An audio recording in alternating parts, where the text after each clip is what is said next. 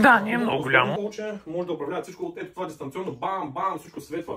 Това са ерго аеро дизайнерски възглавници. Не, обикновено сме напред. Ко правиш, ама някакъв ти пицар ли си къв? Може и така. Хеликоптер! Паракоптер! Ти ще ли ще купувам апартамент или ще не има? Мамо, има ли детска? Си играеш, моки. Да ви покажа. Къде е детската, мамо? Ти не върви оттатък да си играеш. Абе, без нямаше ли гледка? Не е като въпрез такава гадна да виждате само някакви Ма къв панелен контейнер, бе? Търгачи, вижте просто колко е красиво, може да се давате приятелства То от тук по-хубав натам. Tinder. Абсолютна иновация, асансьорен простор, вижте само малко. Майки ли Оп, са привет, детството, като те гледам? Оп, закачаме, край.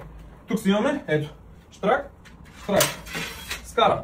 Ако искате, може отдолу да сложите малко въглища. Въглища в апартамент. Слагате едни две хубави топалки риби, цак, два калкана.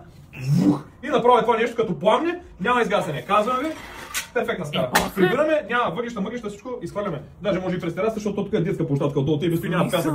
Пясъчниката може да го напълним малко. Станали черни мерки, сега няма ставаме расисти това онова. Хайде да ходим нататък. Чичо, може ли пак да се направиш на хеликоптер? Господин, искам само да кажа, че ако това хемница ще остава с вас да живее, ще трябва да вдигнем найема за още един човек отгоре, тъй като това в Близ беше 800 лева, но това е тук много по-модернизирано като цяло и гледка, и млетка, и всичко, и няма свлачни зони. Тук найема е 2000 лева, но на човек. Тоест, в случая сте двама, 4000 лева, да си искаме ръцете. Става ли?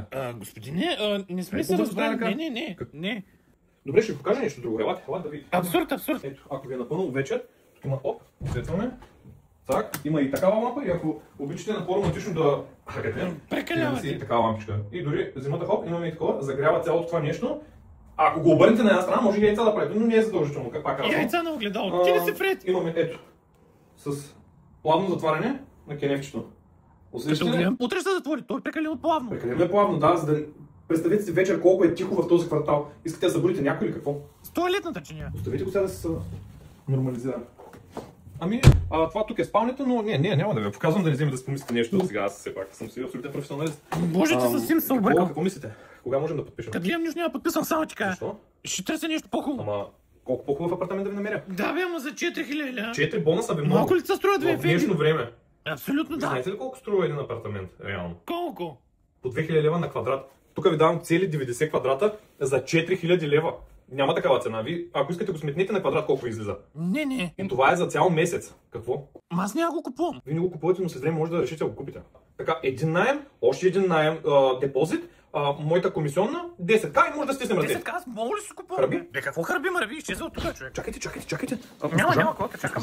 Стой тук. Пипайте газа, бе. Аз ще идвам всеки ден на вас. На гости, на кафе. Ела, моля ви се. Ма, кой съм ме прителял, бе, човек? Добре, ще звънна, имам още няколко. Аз какво ще блокирам?